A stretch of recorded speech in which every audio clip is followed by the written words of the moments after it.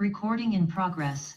श्रीहरये नमः कृष्णाय परमात्मने नमः श्रीकान्तो मातुलो यस्य जननी सर्वमङ्गला जनकः शङ्करो देवः तं वन्दे कुञ्जराननम् योऽन्तःप्रविश्य मम वाचमिमां प्रसुप्तां सञ्जीवयत्यखिलशक्तिधरस्वधाम्ना अन्यांश्च हस्तचरणश्रवणत्वगादीन् प्राणान्नमो भगवते पुरुषाय तुभ्यम् मूकं करोति वाचालं पङ्गुं लङ्घयते गिरिं यत्कृपातमहं वन्दे परमानन्दमाधवम् श्रीहरये नमः श्रीहरये नमः Namaste to all of you. So we are in the 5th chapter of Bhagavad Gita, Karma Sannyasa Yoga, where Bhagavan is talking about what is actual renunciation and how does renunciation work with action. So we saw 18 shlokas so far. Vidya Vinaya Sampanne Brahmane Gavi Hastini Shunichaiva Shwapake cha Panditaha Samadarishinaha. Panditaha, the learned people, or Samadarishinaha. Here, a learned people is somebody who is a sannyasi. Panda Atma Vishaya, Atma Jnani Panditaha. We saw that based on this second chapter, Bhagavan, you would have seen that previously. Ashocyan Anvashocastvam Prajnavadanscha Bhashase Gatasun Agatasunshcha Nanusochanti Panditaha. There Panditaha, again Bhashyakara would have said Panda Atma Vishaya, and he quoted Brihadaranyaka Upanishad to say Panda means Atma Vishaya and a Pandita is somebody who is an Atma Jnani. So here the subject matter is how does an Atma Jnani view the world? So he says Vidya Vinaya Sampanne Brahmane. In a very learned, very pious Brahmin, Gavi, a cow, Hasti, an elephant, Shunichaiva Shwapakecha, a dog, a donkey, somebody who eats dog meat, all that, a gamut of people who are in the topmost of the spectrum to the bottommost of the spectrum. Panditaha, the one who is learned, he is a Samadarishi. He looks at all of them with the same vision. Samadarishanam is the Lakshana of a Pandita. That is what Bhagavan said. And we saw different examples and so on. There was a big bhashyam there. Now comes a small problem where treating people, you can treat people equal, that's okay. But say there is a great saint who comes and there is an attendant who comes with the saint, and you put a great big mala for the saint and fall at his feet and then express your devotion and do the same thing to the attendant, then they both will be puzzled. Meaning you cannot treat two people or two things of different cadres in the same way.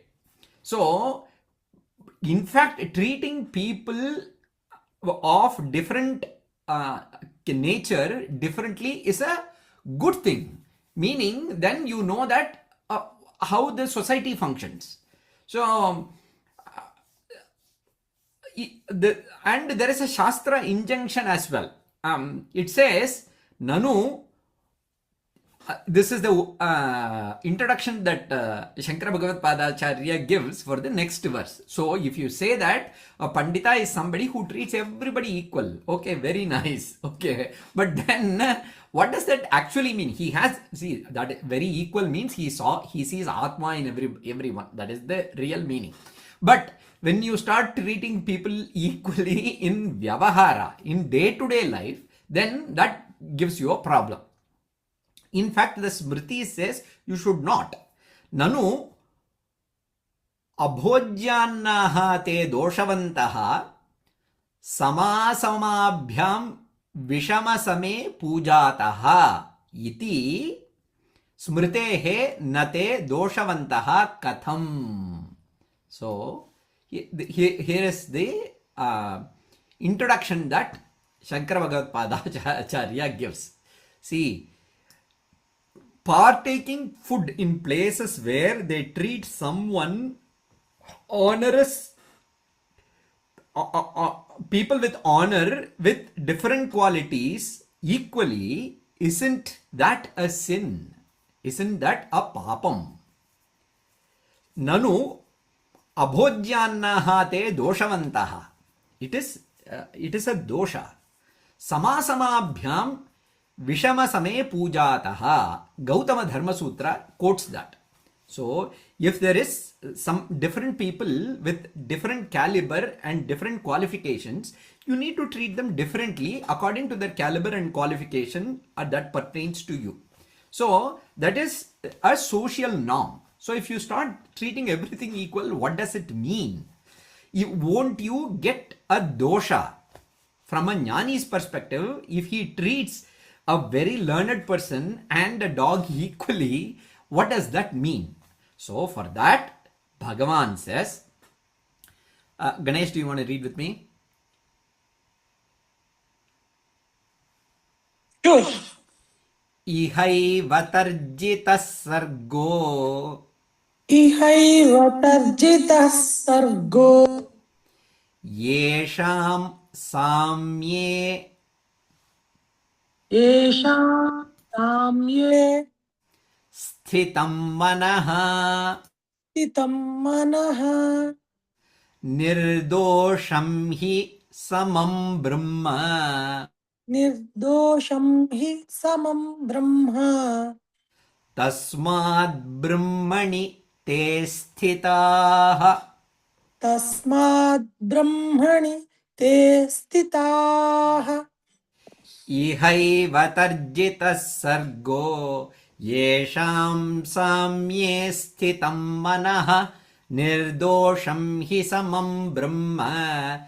Tasmad brahmani te sthitaha. The answer to this is no, they do not incur any sin by treating everybody equal in this world, because a jnani does treat everybody equal. But how is that they incur no sin? So for that Bhagavan says iha eva. It is a samasa pada. Two words. Iha eva, iha eva. Iha eva. Here even taihi, by them, tarjitaha. Jitaha, tarjitaha. Taihi jitaha.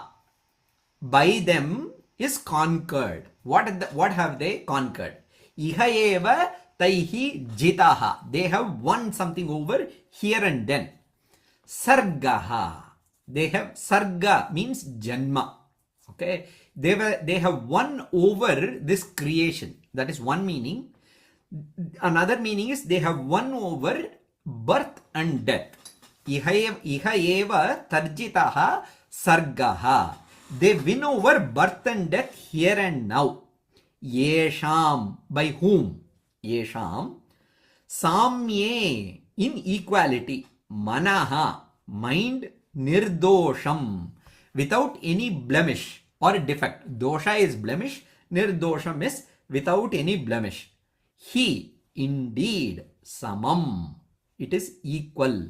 Brahma, Brahman, in Atma, in Brahman. Tasmat, therefore, Brahmani te stitaha. They are established in Brahman. So what does this mean? Is that the cycle of birth and death is won over here itself in this life by these whose mind is rooted in that which is the same in everyone. That is Brahman. Since Brahman is free from any defects, this person is also free from any defects. The wise abide in that Brahman. Iha eva tarjitaha sargaha yesham samye sthitam manaha samam manaha nirdosham hi samam brahma brahma nirdosham eva Tasmat Brahmani te sthitaha. They are very well established.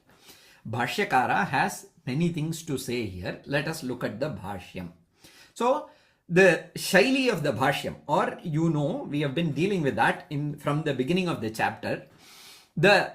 He will give you a word by word meaning of this shloka, and then he'll give you any tatparya or anything that needs to be understood because of these.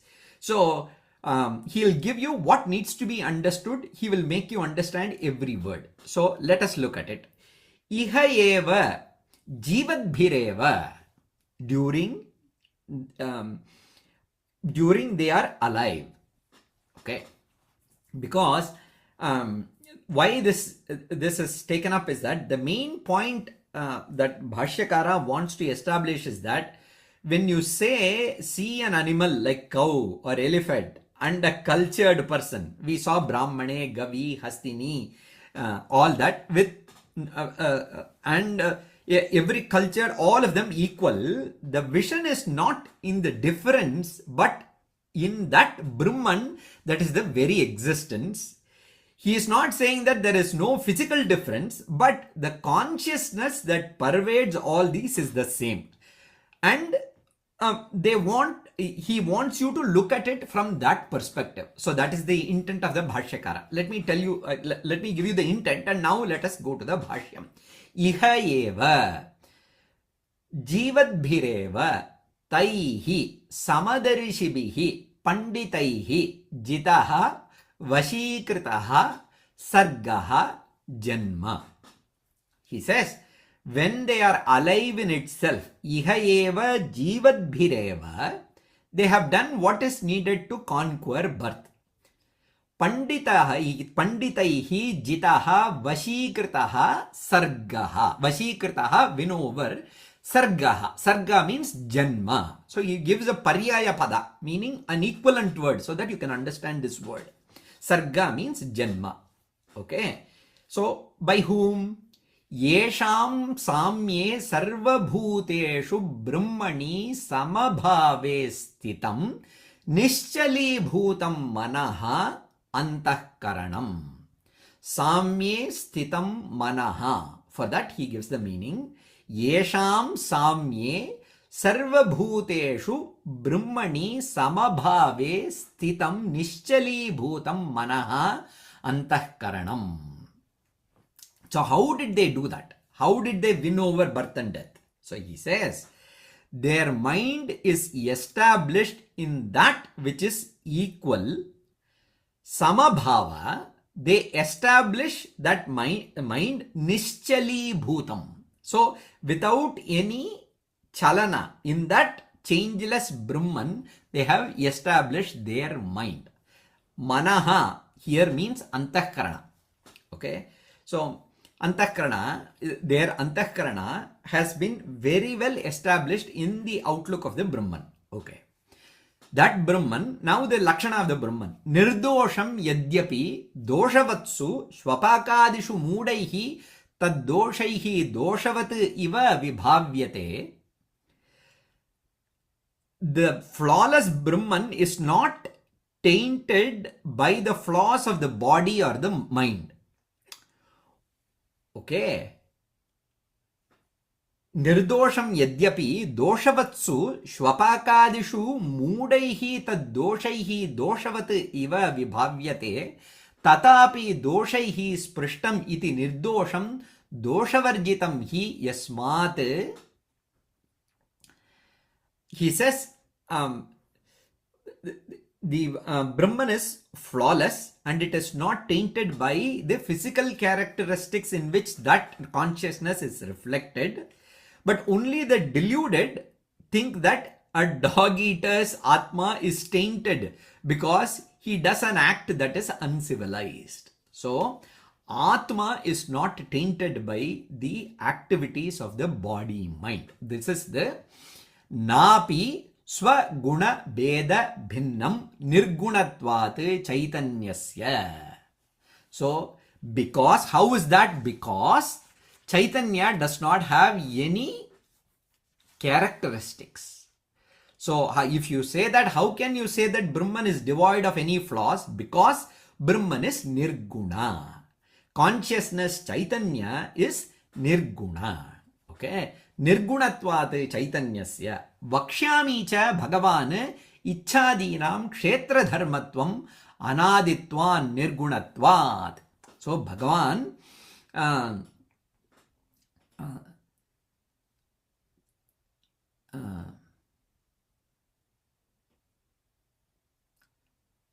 kshetra dharma. Okay. Bhagavan, okay. If you say that, how can you say that? Does not my desire create papa and punya and hence create pain and pleasure for me? The answer is desire or ichcha is a kshetra dharma. So look at what Bhagavad Padacharya says here. Vakshyami cha bhagavan ichchadinam kshetra dharmatvam. So your papa, punya, everything is there only with your antahkarana, not with your atma. Okay. So meaning the body mind field, jiva is where the papa and punya is. It is not in atma. Why? Atma is anaditvat nirgunatvat by Bhagavan himself. Bhagavan himself has quoted that in Bhagavad Gita. Anaditvat nirgunatvat iti cha. Because of that, a vision of a jnani is never tainted. So, iti cha. Napi antya visheshaha atmano bhedakaha santi. Pratishareeram tesham satve pramananupapattehe. Okay. Now, a nyayakara. This is a little technical, but still I'll go over this portion because it might benefit us to understand some concepts of Vedanta. So a nyaya person would say that, see, what makes one object and another different? So if I say I have one phone and another phone, and if I say that both phones are different, both are the same phone, then but still this phone is different from that phone. Even if you say that in a water molecule there is one hydrogen atom and two oxygen atoms, one oxygen atom is different from another oxygen atom even though all characteristics are the same. Okay, because how does I don't want to go a lot into this because you need to understand the basics. So let me explain that. How does cognition work? Nyaya Shastra investigates that. See, when a child sees a cow that is walking around, a dog that is walking around, say somebody is walking a dog, then you tell the child, hey, this is a dog. Now, tomorrow, some other breed of dog is being walked around in the neighborhood and it sees that and somebody says, that is also a dog. So there are common characteristics for any dog that the mind can cognize. So when you bring some other dog, then the child is going to say that, oh, dog. Okay. But still, it knows that that dog is different than this dog. Okay. But there are some things where there is no physical characteristics that make cognition different, but still you can cognize two different things. Like the example that I gave you with two atoms. Not that we can physically cognize it, you can understand it. So, there is a difference between the two objects. So, if you then this is called as a Vishesha in Nyaya Shastra. That which makes this apart from another is called Vishesha. So it's a technical term. Don't understand Vishesha as like the normal Vishesha that we use in colloquial language. So Guna, Karma, Samanya, Vishesha are all technical terms in Nyaya. Okay. So Ataha Tasmat Brahmani okay. Iti cha napi. So now that the Nyayakara says, then my point is simple. The Atma in one person has to be different from the Atma in another person. That is because of Vishesha. Okay. So napi antya visheshaha atmano bhedakaha santi. So no. there is no Vishesha that makes two Atmas different. Pratishareeram tesham satve pramana anubapattehe. Okay. Because there is no proof for Atma to have a Vishesha, then the Atma has to be same. So that is why Bhagavan says Samam Brahma. Why does Bhagavan says Nirdosham hi Samam Brahma? Nirdosham hi Samam Brahma. The Samam actually means that Atma does not have any Vishesha. So that is that technical answer for a Nayayika that Acharya gives. Okay, it was a little technical, but I think you would have got the point there.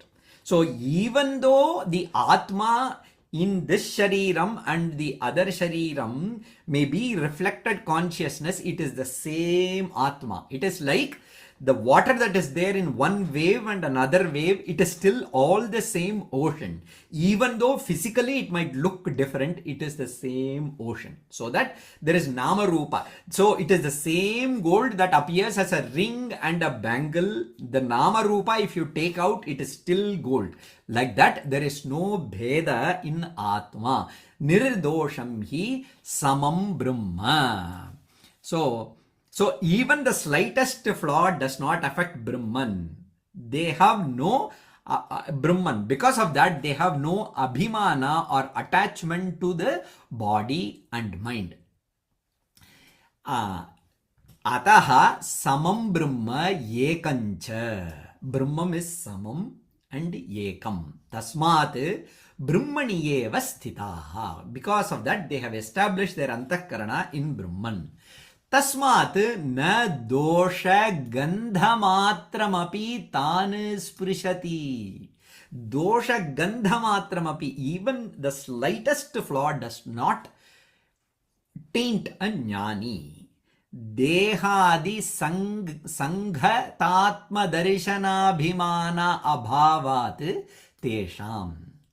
They do not associate with themselves with this body-mind complex. Dehadi sangatatma darshanabhimana vishayam tu tat sutram samasamabhyam vishama same pujataha iti. So you quoted a Gautama Dharma Sutra and said that different people of different caliber have to be treated differently. Iti cha pujadi vishayatvena visheshanat. So actually, who does it apply to? That's Acharya says, Dehadi sangatatma darshanabhimanavad vishayam tu tat sutram. That sutra is applicable only for the person who associates himself with this body-mind complex. For him, all the differences in this society is applicable to him. He says, Drishyate, is able to see, te, brahmavit. So he has learnt Vedas. This is a very holy person. Shadangavit, he has learnt all 6 different Shastras. Chaturvedavit, oh, he has learnt 4 different Vedas. Iti puja danadau guna vishesha sambandha karanam. So when you invite people of different caliber to one puja, you need to treat them differently. You should not give the same sambhavana to the same one. It is papam actually. Even though during that ritual somebody might do a lot of perform the ritual to you, and that might be somebody who is not as qualified as somebody else who is there in the sabha. You have to treat them differently as per the Dharma Shastra. So that is not our point here. The point here is, even though a jnani has the same vision, there isn't anything that taints him because of his vision of equality.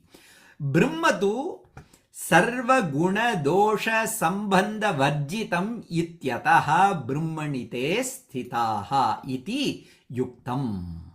So thus that Brahman which is totally void of any gunas and any doshas, that Brahman they have established their antakarana in. Karma vishayancha samasamabhyam ityadi. The other thing does not apply it is for karma. Idantu sarva karma sannyasa vishayam prastutam. That that difference in treating is all related to karma, and that you need to follow when you are a karmi. When you are a sarva karma sannyasi, this does not apply. Sarva karmani manasa sanyasyaste sukam vashi. That again Bhagavad Gita, Bhagavad Padacharya quotes and says Ityaramba Adhyaya Parisamaptehe.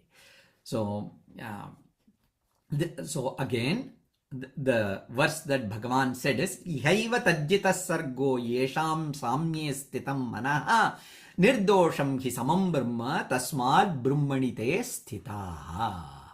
Ihayeva tarjitaha sargaha. They have won over their birth and death here and now in itself.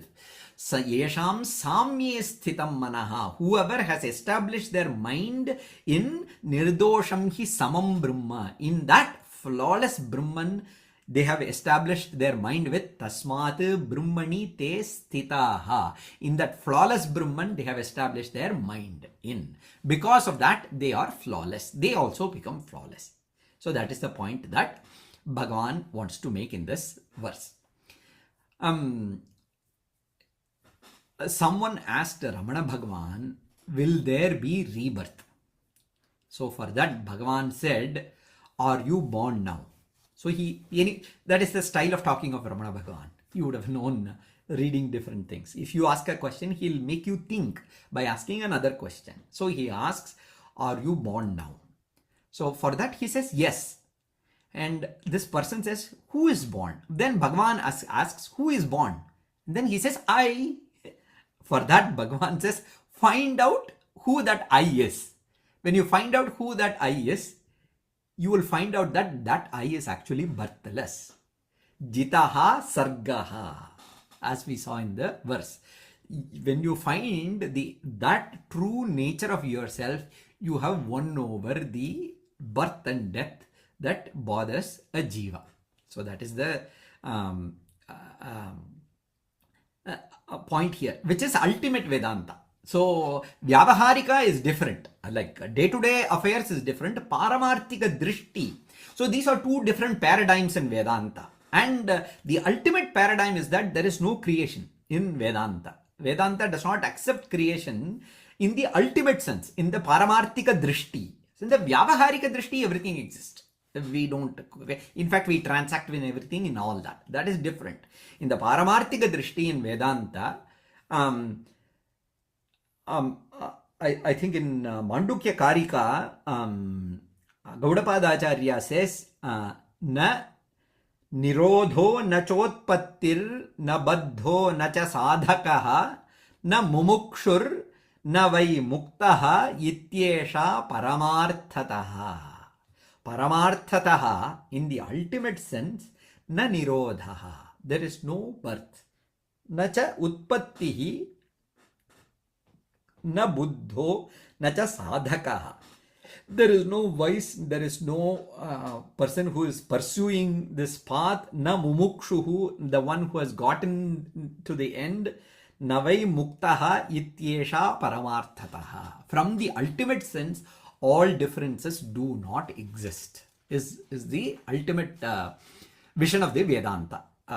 And you would see Bhagavan presents sadhana and the siddhavastha and sadhanavastha of a person, meaning the ultimate state that one needs to aspire for and the steps that one need to take to be able to go there in a very combined fashion. So in fact, the ultimate teaching is first given in the first few adhyayas, and the later part of Bhagavad Gita is much more an investigation into the sadhana part of it. Okay. So, tasmat nirdosham samam brahma atma yasmat nirdosham samam brahma atma. So he introduces the next verse. How can you know that a knower of Brahman or a jnani is blemishless? He is untainted. How do you say that? So, for that, Bhagavan says, Sita aunty, do you want to read with me? Yes. Na prahirishyet प्रियं प्राप्य न प्रहृष्येत् प्रियं प्राप्य नोद्विजेत् प्राप्य चाप्रियम् नोद्वि जेत् नोद्विजेत्. I couldn't in my I can't read. प्राप्य नोद्विजेत् प्राप्य च प्रियं स्थिरबुद्धिः स्थिरबुद्धिः असम्मूढः असम्मूढः ब्रह्मवित् ब्रह्मवित् ब्रह्मणि स्थितः ब्रह्मणि स्थितः न प्रहृष्येत् प्रियं प्राप्य नोद्विजेत् नोद्विजेत् प्राप्य च चाप्रियम् प्रियं स्थिरबुद्धिरसम्मूढो ब्रह्मविद् ब्रह्मणि स्थितः. Okay. Fortunately, there is no Nayayika or Mimamsa that is comes and disturbs Acharya in this verse. So he just gives the word to day meaning. Let us look at the Padacheda first. How do you split this? Na prahrishyeet priyam prapya naha udvijet prapya cha apriyam स्थिरबुद्धिः असम्मूढः ब्रह्मवित् ब्रह्मणि स्थितः. These are the words there. What does it mean? Na, not. Prahrishyeet, he does not rejoice. Praharsha means to rejoice. Okay, harshavardhana, somebody who makes you rejoy yourself. He makes joy come forth so much. Harsham vardhayati. So prahrishyeet, priyam, the pleasant, prapya, having attained. The knower of Brahman does not rejoice receiving anything, meaning attaining pleasure. Na udvijet. Udvija means to get troubled. So na udvijet, nodvijet. Okay. Prapya, having attained, he does not grieve for unpleasant happenings either. So na udvijet prapya cha apriyam, something that is not very pleasant. Apriyam, priyam is something that I want, apriyam is something that I do not want. So this person na prahrishyeet na udvijet, he is very neutral. Why is he like this? Sthira buddhihi, his intellect is steady. He is asammudhaha, he is undeluded. Asammudhaha, he is not a mudha. How is he a knower of Brahman, Brahmavit? How is that possible? Because he is a Brahmavit and he is well established in Brahman. Brahmani sthitaha. So what it means is that if one is established in Brahman with firmness, Brahmani sthitaha, pleasure and pain does not affect him. That's all it means. Na prahrishyeet priyam prapya nodvijet prapya chapriyam sthirabuddhirasammudho brahmavit brahmani sthitaha. Okay. Na prahrishyeet, praharsham na kuryat, priyam ishtam prapya labdhva. If you get something desired, he does not rejoice. Na prahrishyeet, praharsham na kuryat. Praharshya means praharsham na kuryat. Priyam ishtam, priyam means ishtam.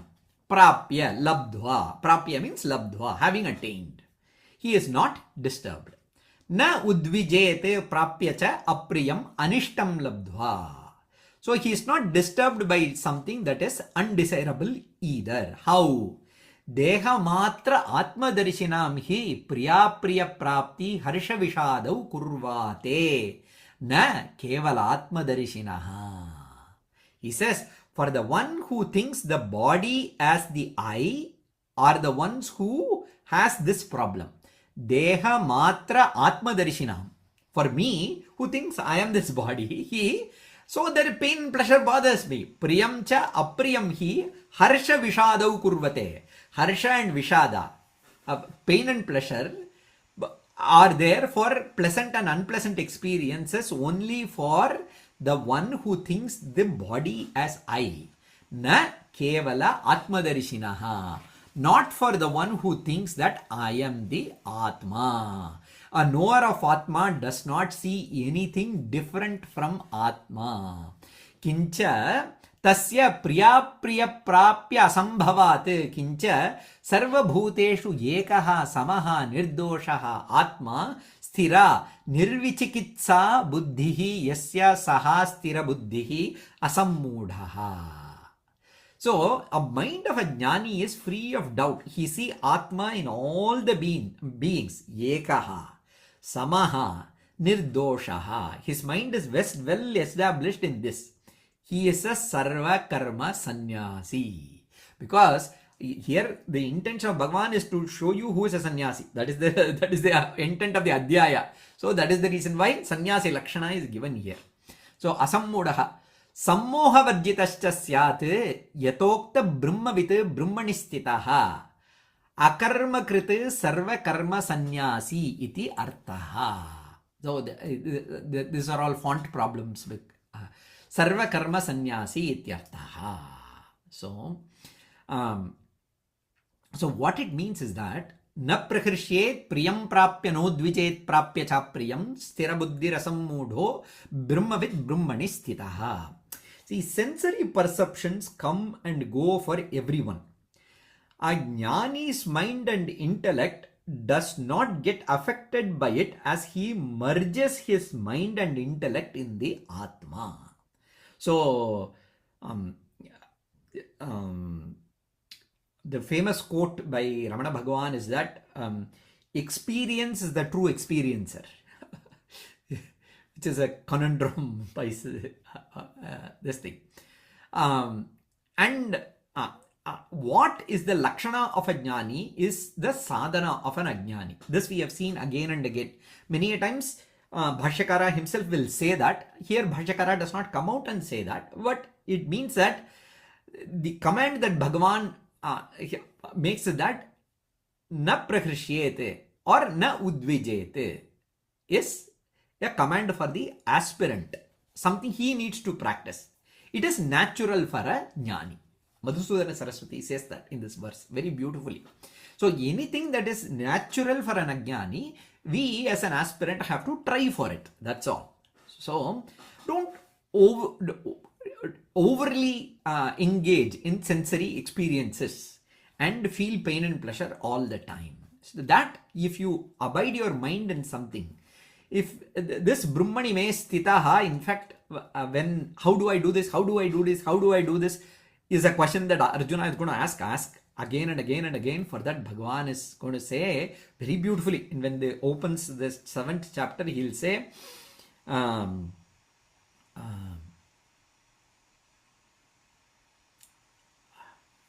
what is the 7th chapter opening? Let me look at the book. Sorry.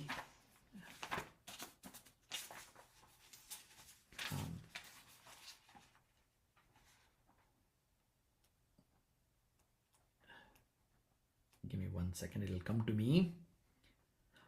7 Anashrita Karma Phalam is the 6th chapter.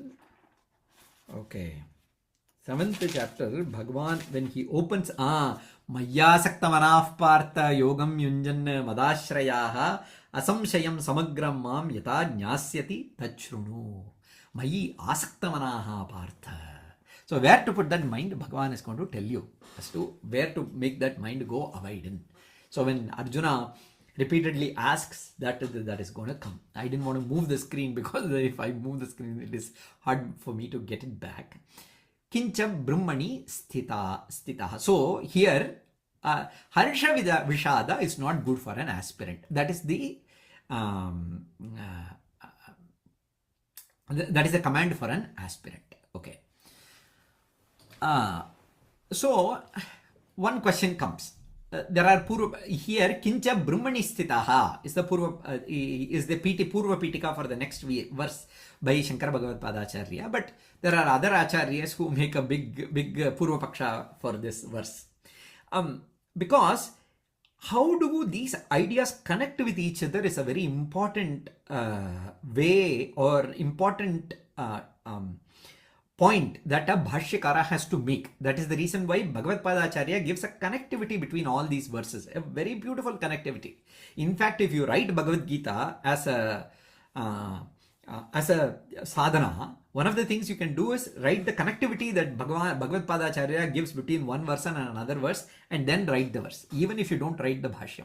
There are many people who do that. It is a very good sadhana, and when you read it, don't think that you have to be a Sanskrit scholar to be able to read all these things. Bhagavad Gita in itself will teach you Sanskritam. So it's not as though you have to learn Sanskritam and come to Bhagavad Gita. That doesn't work. You learn Bhagavad Gita, Sanskritam will automatically come for you. What is needed? That level of language proficiency will come to us. Like we are reading the Bhashyam. Are we Vyakarana experts? No. We are able to get what Bhagavad Padacharya says very easily. That because you just repeatedly read it as a sadhana. That's all. So, the Indriya Pravritti that one has, when sensory perceptions are made by a person, pleasure does occur. It's not only pain. Pleasure does. When you look at a beautiful scenery, how beautiful is it? When you listen to beautiful music, when you put something on your mouth that tastes so good. So he says, a jnani is free of both pain and pleasure. Well, why be free of pleasure? Isn't jnani missing out on something if he is free of pleasure? For that, Bhagavan says, no. Jnani is not missing out in anything, even though he does not engage in Indriya Sukha. I'll tell you why. For that, Bhagavan says, Swati, do you want to read with me? Yes, sir. Okay. Bahyasparsheshvasaktatma.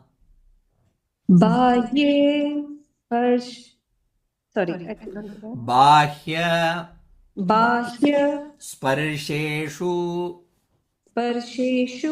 Asakta Atma.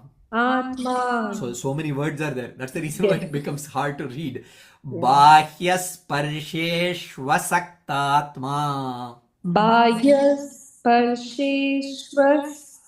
Saktatma.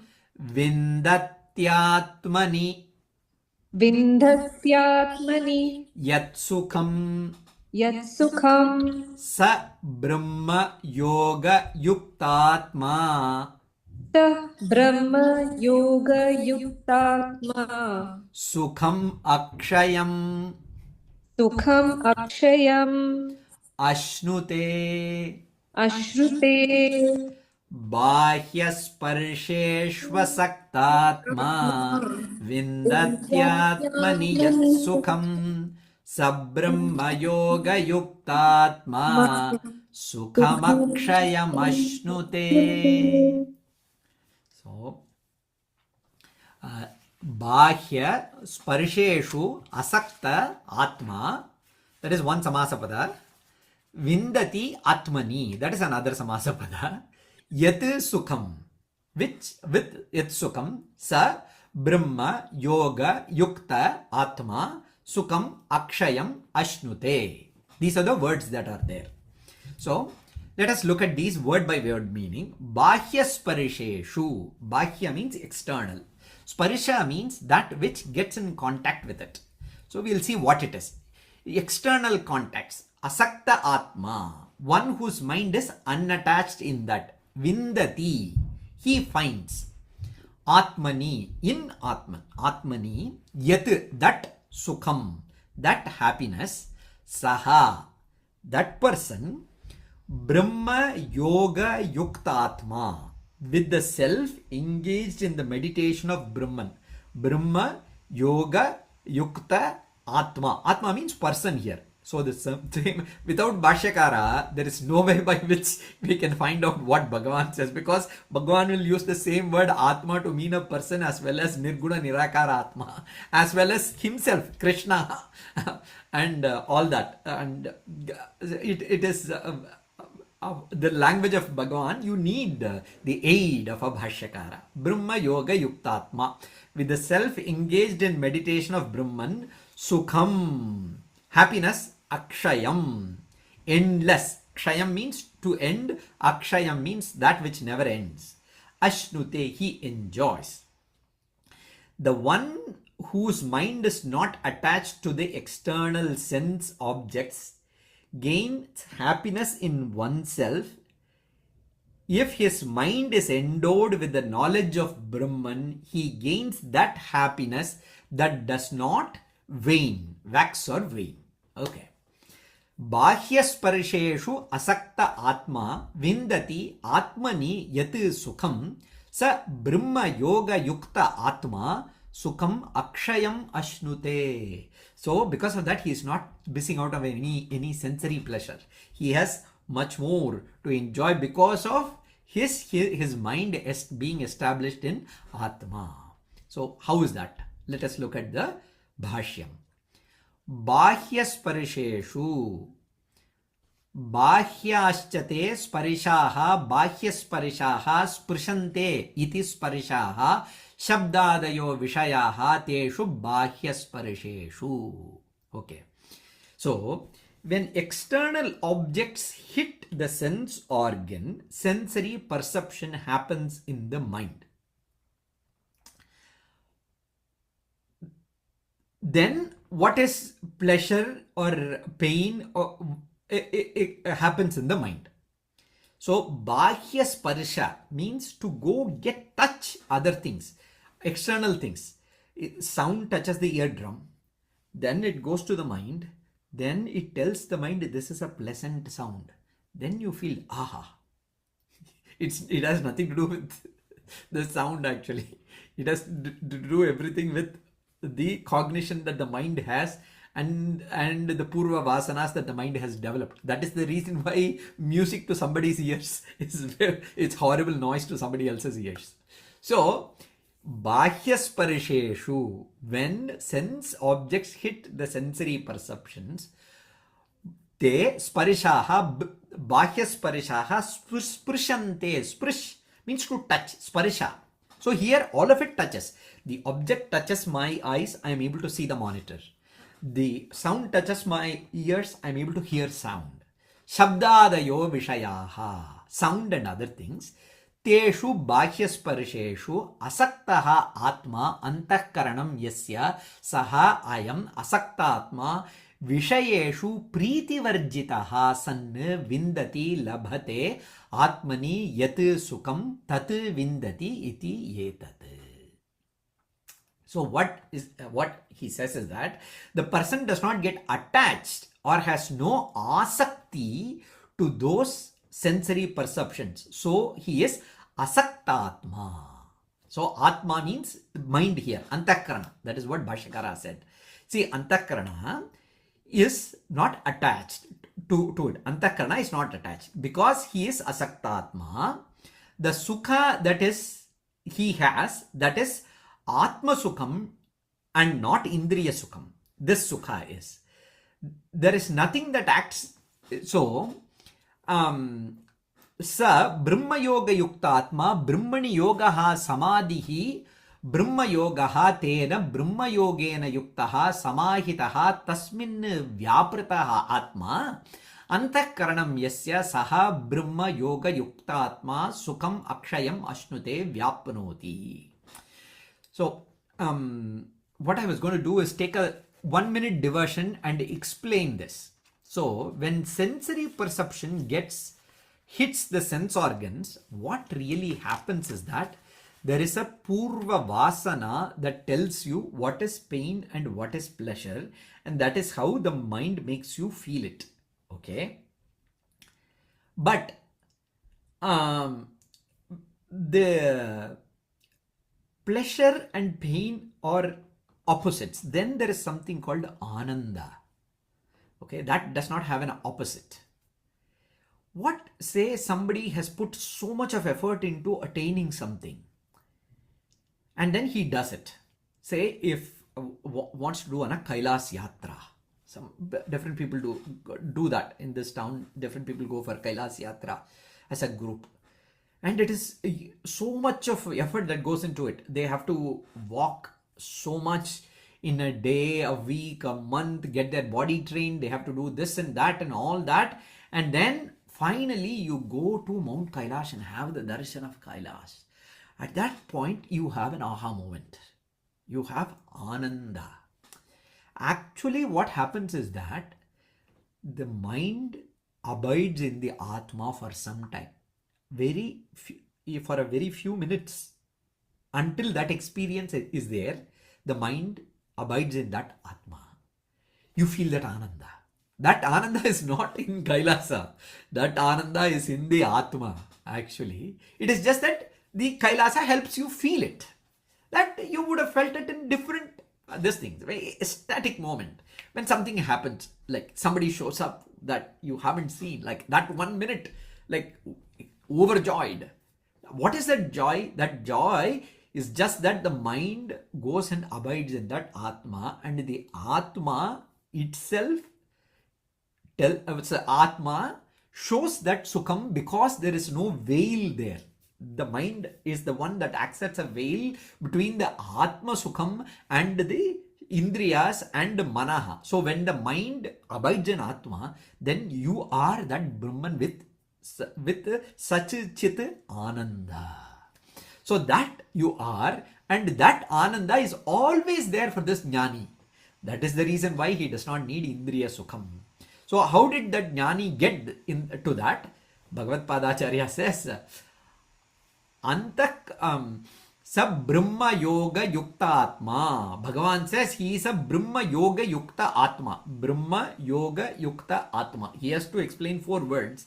Brahmani, in Brahman, Yogaha Samadhihi.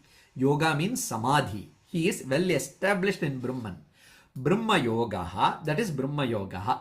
Tena Brahma Yogena Yuktaha Samahitaha. He is well established in that Brahma Yoga, Samahitaha. Tasmin Vyapritaha Atma Antahkaranam. His Antahkarana is completely established in that. Yasya Sa Brahma Yoga Yukta Atma Sukham. That person, Sukham, that Ananda. Sukha is, this is not the Sukha and the Dukkha Sukha. Here Sukha means Ananda, because that is Akshayam. That does not reduce at all. Ashnute Vyapnoti. He is always, he has attained that. Tasmat Bahya Vishaya Pritehe Kshanikayaha Indriyani Nivartayet Atmani Akshaya Sukharthi Ityartaha. So this is, again we saw, the state of a Jnani is how he is, and that is something to be attained for a sadhaka. So here said, what should a sadhaka do? Bhagavad Padacharya, Tasmat, because of that, Bahya Vishaya Pritehe Kshanikayaha Indriyani Nivartayet. So the Kshanika Indriya Nivrti is what we saw earlier. Atmani Kshaya Sukharthi iti artaha. So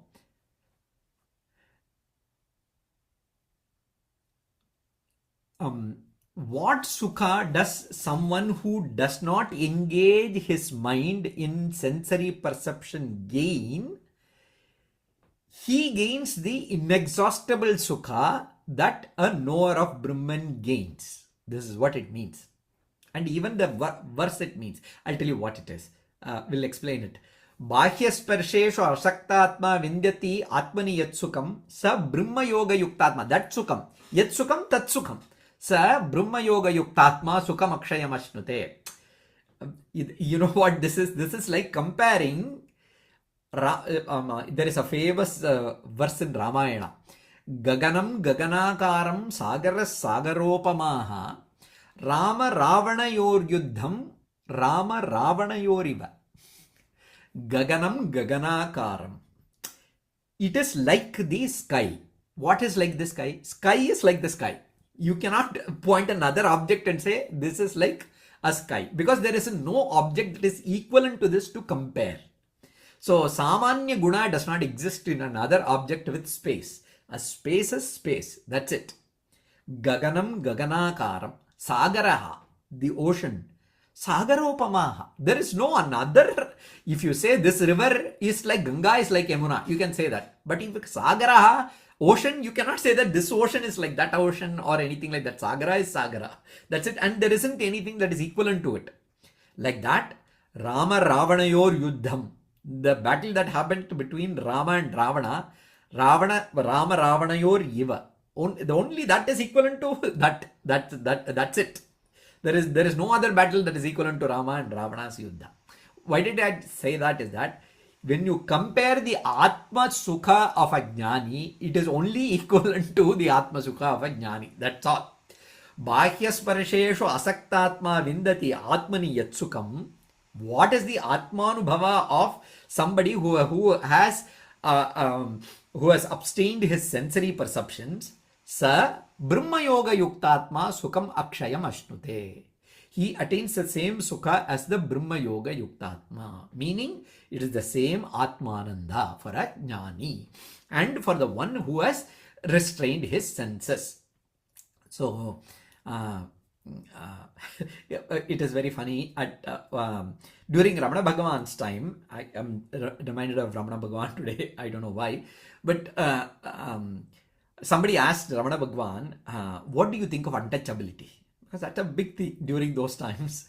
What do you, because there is so much of communal, this thing that was happening in communists were springing up in India and so on. And freedom fighting was happening. All had to be united. So much was happening in during that time. And somebody asked Ramana Bhagavan, what do you think of untouchability? And he thought Bhagavan will say something because Bhagavan is somebody who is equivalent to everybody. So he thought he would say something about it, but he said untouchability is good. And this person was puzzled.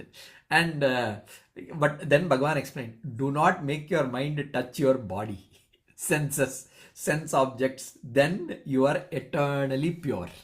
So, Bahya Sparsheshu Asaktatma Vindate Atmani Yatsukam Sa Brahma Yoga Yuktatma Sukam Akshayam Ashnute. So, do we have time for one more verse? Let me see the Bhashyam. Okay, let us do one more verse. Let us do one more verse, possibly. I'll finish in 5 minutes. So the itascha nivartayet. So what does that mean? Only when you do know the defects of engaging in something, you would abstain from it. You know, for that Bhagavan wants to tell you what is the defect that you get by engaging your mind in sensory perception.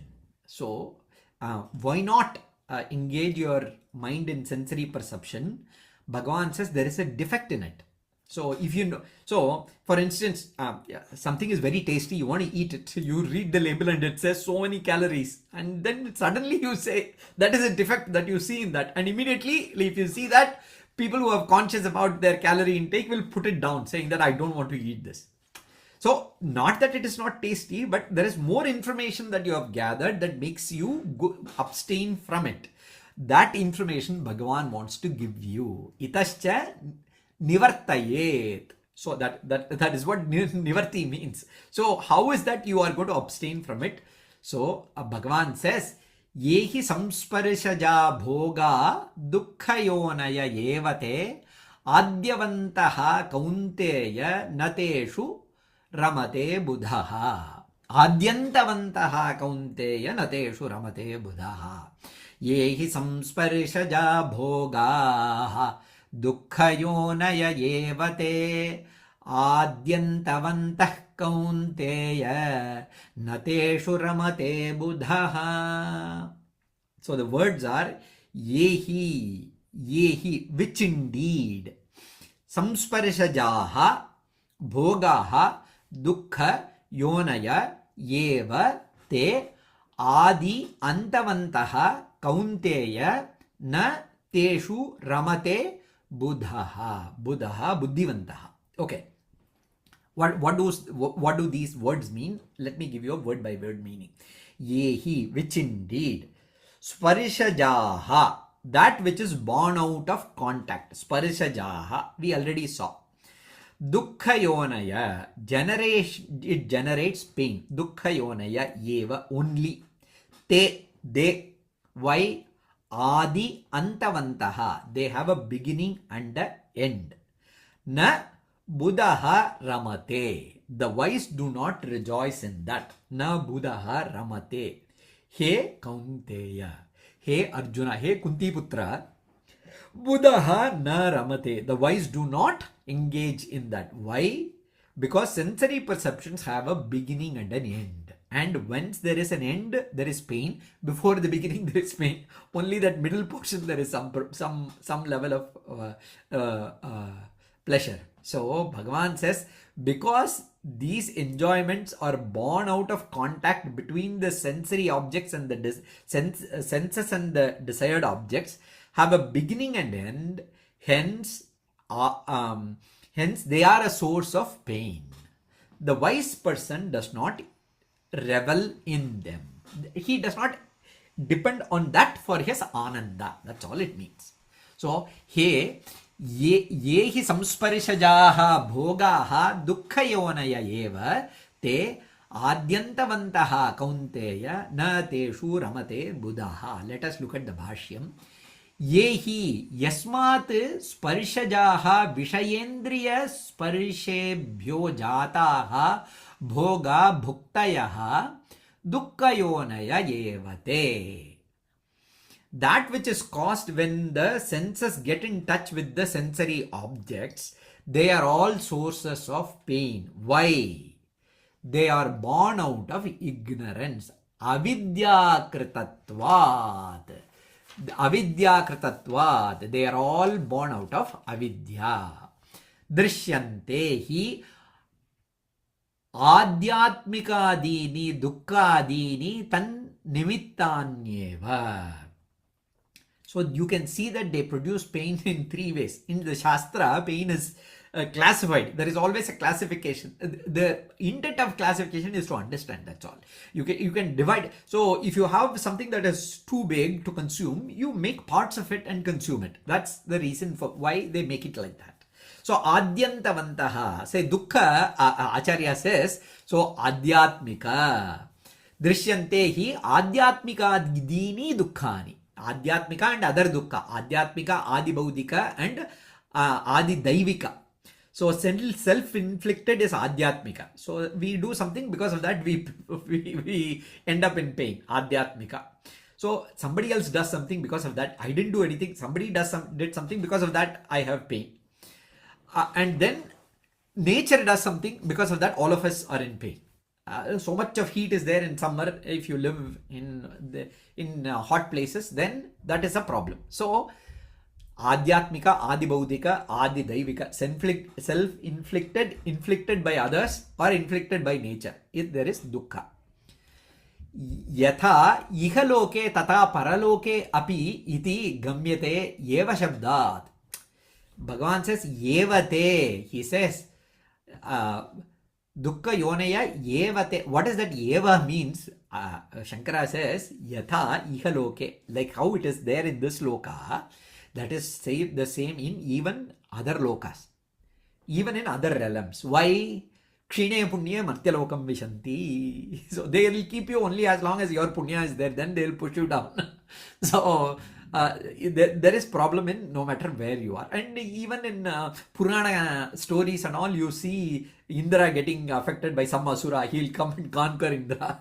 So that problem is there even in Swargaloka. Yeah.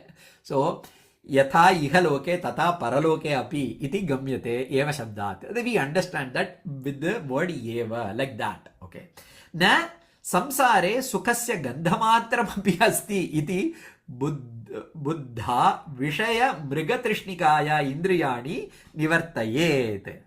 Understanding that there is not even an iota of pleasure in this world, it is like a mirage. Mrigatrishnika, do abstain from relying on the world for pleasure and control your senses. Indriyani nivartayet. Okay. Na kevalam dukkha yonaya eva adyavantascha. So they are not just the cause of pain, but because they have a beginning and end.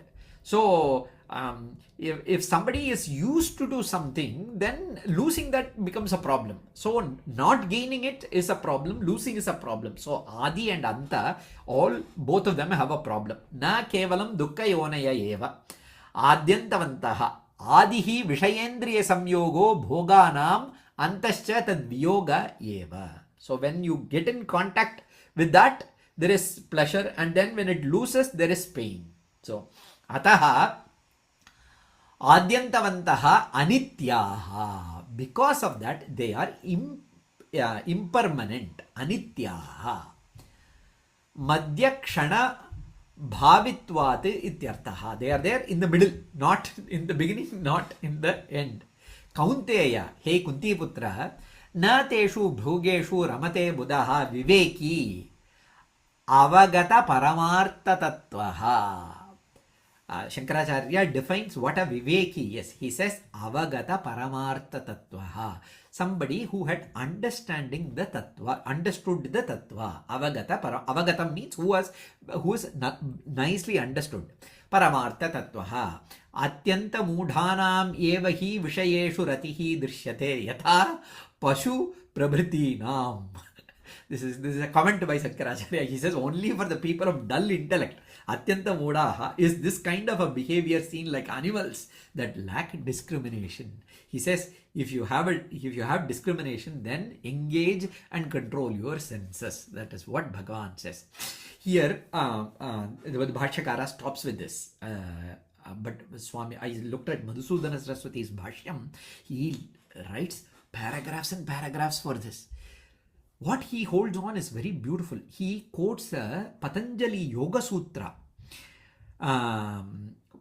Parinama tapasaha kleshanurodhanartham aviveka jantunam vivekinam is the sutra, I think. But he takes that sutra and then very elaborately discusses this point as to what is that which causes pain and pleasure.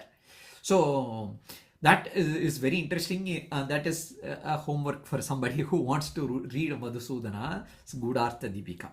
So Bhagavan says, hey, control your senses, because sensory perception does produce dukkha at one point of time or another, because it has a beginning and end. This is the message of Bhagavan. So Adyantavantaha kaunteya na teshu ramate buddha. With that, we'll conclude today. Sarve bhavantu sukinaha, sarve santu niramayaha, sarve bhadrani pashyantu, ma kaschid dukkha bhag bhavet. Shubharatri for everybody. Thank you for joining. Hopefully, we'll see next week and continue. This chapter has 29 shlokas. So, we are almost in 22. After I finish this chapter, I'll give it to Venkatesh ji for further thing. Namaste all of you. Thank you.